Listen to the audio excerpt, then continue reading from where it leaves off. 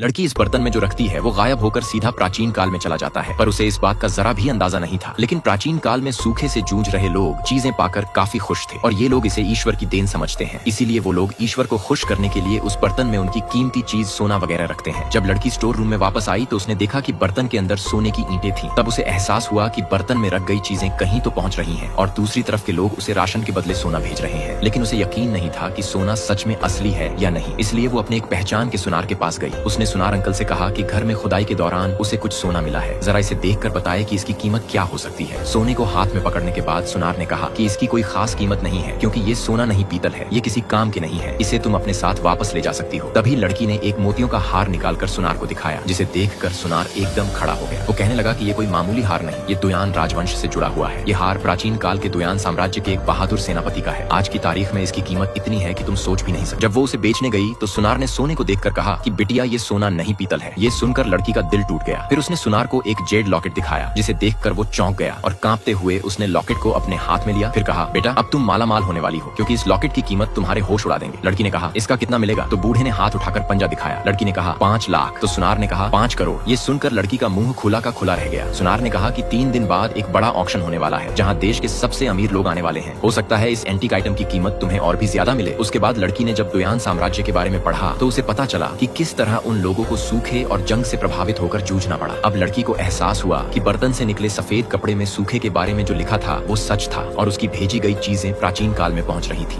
लड़की वापस घर लौटी तो उसने देखा कि जादुई बर्तन में और भी प्राचीन वस्तुएं आ चुकी थीं। तभी उसके बैंक अकाउंट में उस जेड लॉकेट के 5 करोड़ जमा हो गए। वो सोचने लगी कि उस मामूली से लॉकेट की कीमत उसे 5 करोड़ मिली है, तो इस प्राचीन चीजों की कीमत भी बहुत ज्यादा होगी। लेकिन वो समझ गई कि दूसरी तरफ उन लोगों को और राशन की जरूर होगी, तभी उन्होंने ये चीजें भेजी हैं। लेकिन उसने किताब में पढ़ा था कि जंग और भूखमरे की वजह से दुयान साम्राज्य नष्ट हो गया था। उनकी वजह से लड़की मालामाल हो चुकी थी, इसलिए वो उनके लिए कुछ करना चाहती थी, पर वो उनकी तरफ से संदेश आने का इंतजार नहीं कर सकती थी। इसलिए उसने जल्दी से ढेर सारा राशन ऑर्डर किया। फिर उसे याद आया कि किताब सेनापति के रक्त संदेश में लिखा था कि माई अपने बच्चों को दूध की जगह अपना खून पिलाने पर मजबूर है। इसलिए उसने बाकी बचे पैसों का भी राशन खरीदने का फैसला किया। वो शॉपिंग मॉल गई और पूरे मॉल का सारा सामान खरीद लिया। लड़की प्राचीन लॉकेट से मिले पैसों से राशन खरीदकर जादुई बर्तन में रख देती है, तो वो सारा सामान प्राचीन काल में पहुंच जाता है, जिसे पाकर वो सभी लोग काफी खुश थे। ऐसा खाना उन्होंने अपनी जिंदगी में पहली बार देखा था। राशन को देखकर वो लोग कहते हैं कि ऐसा खाना तो बादशाह ने भी नहीं खाया होगा। सेनापति कहता है कि ये सब कुछ हमें ईश्वर ने दिया है, इसलिए हमें ईश्वर का धन्यवाद करना चाहिए। उसके बाद सभी घुटनों पर झुककर ईश्वर का धन्यवाद करते हैं। तभी एक सिपाही ने देखा कि बर्तन से आवाज आ रही है। उसने कहा कि ऐसा लगता है ईश्वर की तरफ से आकाशवाणी हो रही है। जब सेनापति ने कान लगाकर सुना तो अंदर आवाज आई कि क्या ये दुयान साम्राज्य है? क्या वहाँ के लोग सूखे से मर रहे हैं? सेनापति बड़ी विनम्रता से कहता है कि हाँ, ये महान दुयान साम्राज्य है। मुझे क्षमा करे प्रभु, देवताओं से कैसे बात करे मुझे नहीं पता। फिर अगली सुबह तक वो बर्तन के सामने हाथ जोड़े बैठा रहा। सिपाही खाली कटोरा लिए खाने का इंतजार कर रहे, लेकिन बर्तन से अब तक कुछ नहीं निकला था। तभी सेनापति को बर्तन से आवाजें सुनाई देने लगी।